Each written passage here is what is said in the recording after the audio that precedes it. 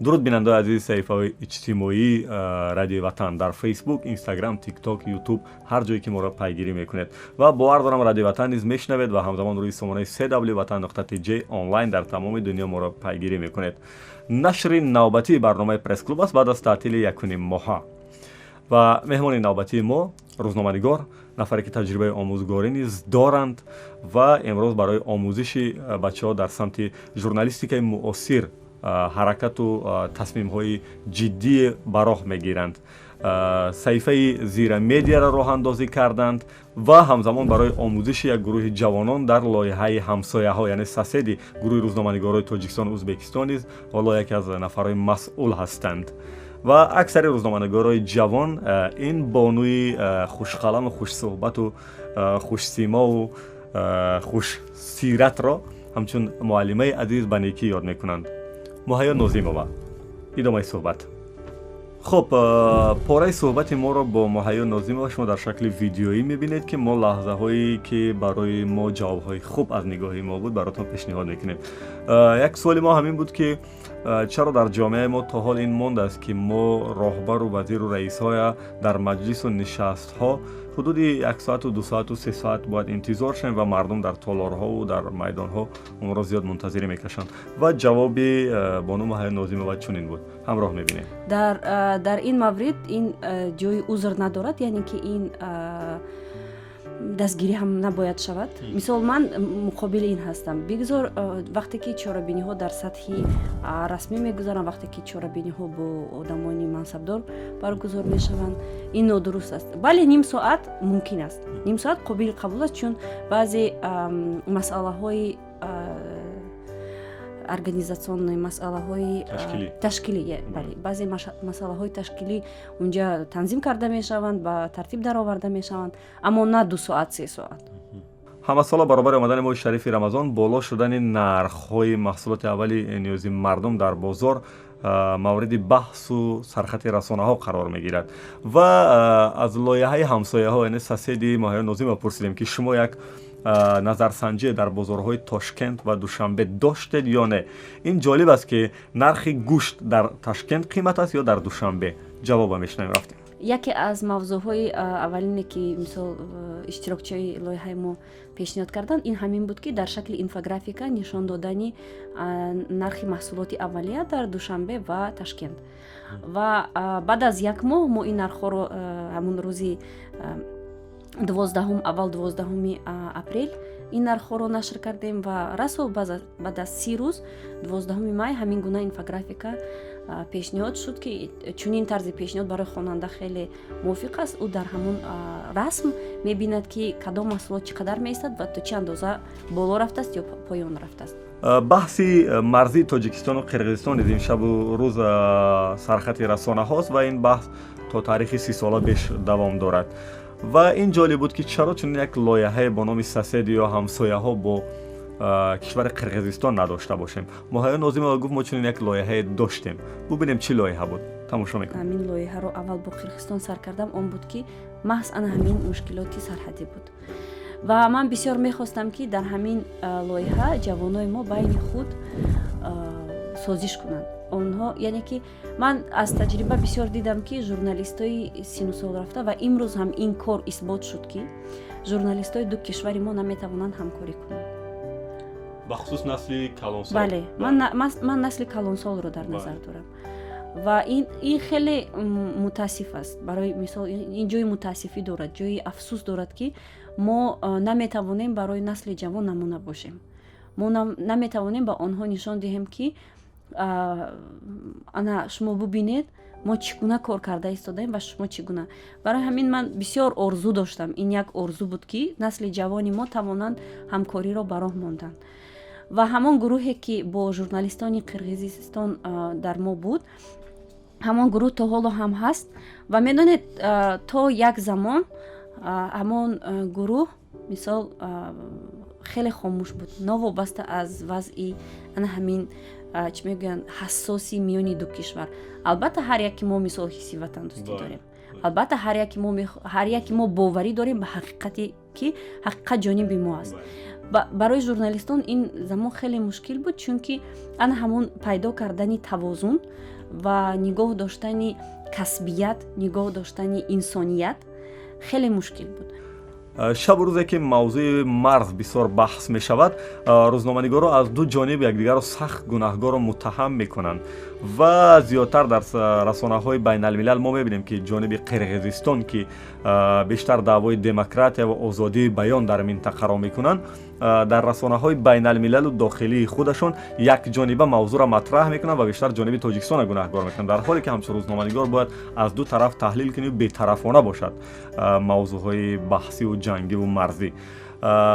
ин аҷиб аст ки онҳо худашон дар семинару нишастҳои байналмилал барои мо озодии баёну демократия ва ин чизро дарс медоданд. ҳоло Муҳайё Нозимова низ дар ин мавзӯъ фикри худаша дорад. Тамошо мекунем. ин фикри шахсии ман аст. яке аз хатоҳое ки мисол аз ҷониби ана ҳамон журналистоне ки ба қавле моро омӯзиш медоданд, ҳатто ман инро навиштам ки мисол хеле мутаассифовар аст вақте ки нафаре мушт ба сина зада мегӯяд ки мо намояндаҳои озодии баён ҳастем, мо намояндаҳои демократия дар минтақа ҳастем. вақте ки ана ҳаминро мегӯяду баъдан худаш ба чунин иштибоҳи бузург роҳ медиҳад, мисол барои ман инам хеле дарднок аст. ман ҳатто навиштам ки хеле медонед як ҳолати рӯҳафтодагӣ, разочарование, вот ба забони рус мегӯям полное разочарование, полная апатия. ва вақте ки шумо ана ҳамин ҳолатро мебинед, нигоҳ доштани боз ҳам ана ҳамон инсоният, нигоҳ доштани боз ҳам ба хотири нигоҳ доштани дӯстӣ, нагуфтани тамоми он чизе ки дар мисол дар майнаи шумо аст, дар дилатон пайдо мешавад, фикр мекунам ана ҳамин ҳам вобаста аст ба касбияти шахс. ва воқеан ҳам хеле мутаассифовар аст вақте ки мо мебинем онҳое ки моро таълим медоданд ва ҳоло ҳам боварӣ доранд ки ҳақ ба ҷониби онҳост, намехоҳанд ҳақиқати ҳолро бубинанд. онҳо ҳамон чӣ мегӯянд қобилияти таҳлил кардани худро аз даст доданд. вақте ки баҳсҳои марзиву ҷангиву ин чизо мерад, барои ман ҷолиб аст ки пеши рӯзноманигор арзишҳои инсонӣ бояд боло бошад, арзишҳои касбӣ бояд боло бошад, арзишҳои меҳану миллату ҳукумату давлат. Муҳайё Нозимова чунин ҷавоб гуфт. Тамошо мекунем.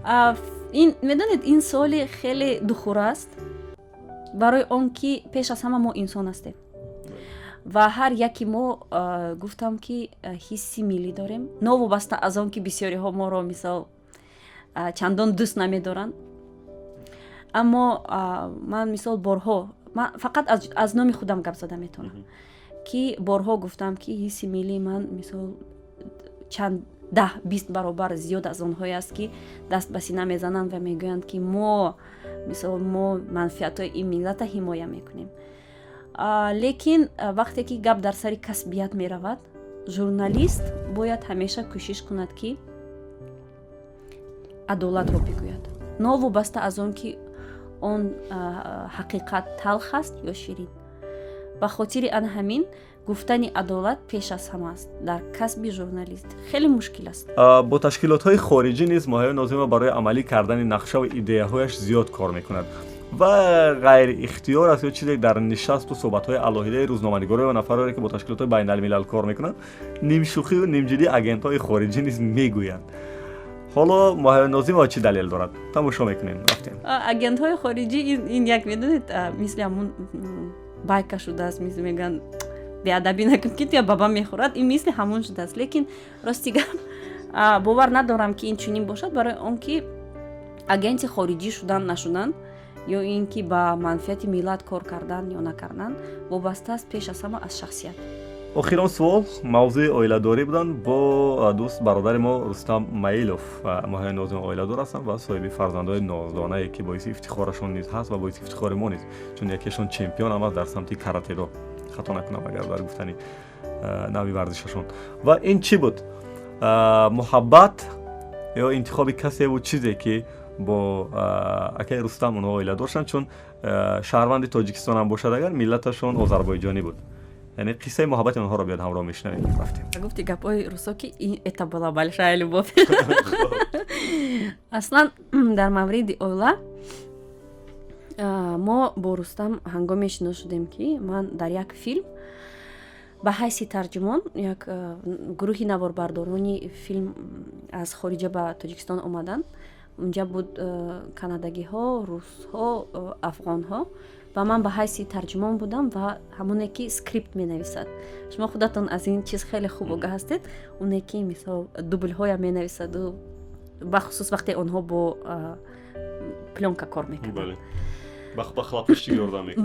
Бале, ба хлопушка. Ва дар ҳамон ҷо мо шинос шудем. баъди ҳамин шиносоӣ ман як сафари хеле хуб доштам. Медонед, як сафари хеле аҷибам доштам ки ман фикр мекардам агар ман ба он ҷо равам дигар намеоям. Лекин шояд ана ҳамин баъзан ба ӯ мегӯям ки ҳамин айби ту шуд ки ман гашта омадам. Куҷо буд? Ба Амрико сафар кардам.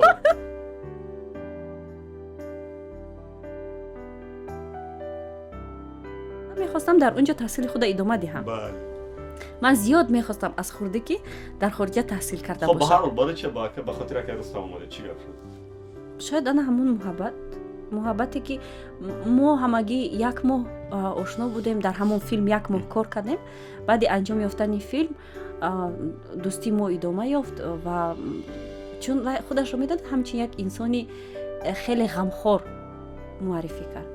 Ва он замон ман мисол шояд кам дида будам чунин ҷавонҳое ки бале чунин ҷавонҳое ки воқеан ба як мисол духтар чунин меҳрубонӣ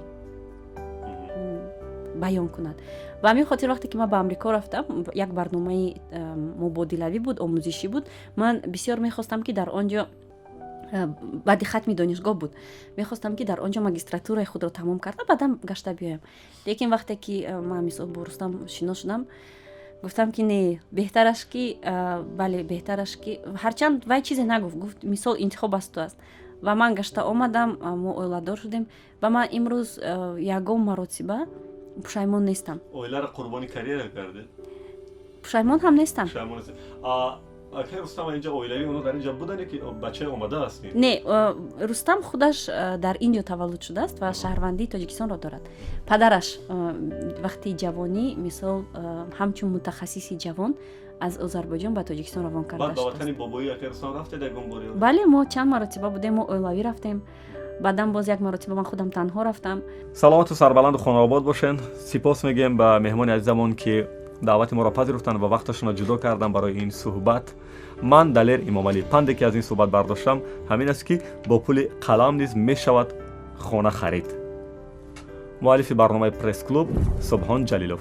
шабакаҳои иҷтимоии моро дар YouTube, Facebook, Instagram ва TikTok пайгирӣ кунед. барномаҳои пресс-клуба рӯзҳои шанбе ва якшанбе дар мавҷҳои мо бишнавед ва ҳамзамон рӯи сомонаи www.vatan.tg онлайн моро пайгирӣ кунед. падруд то дурудҳои дигар, худатон эҳтиёт кунед.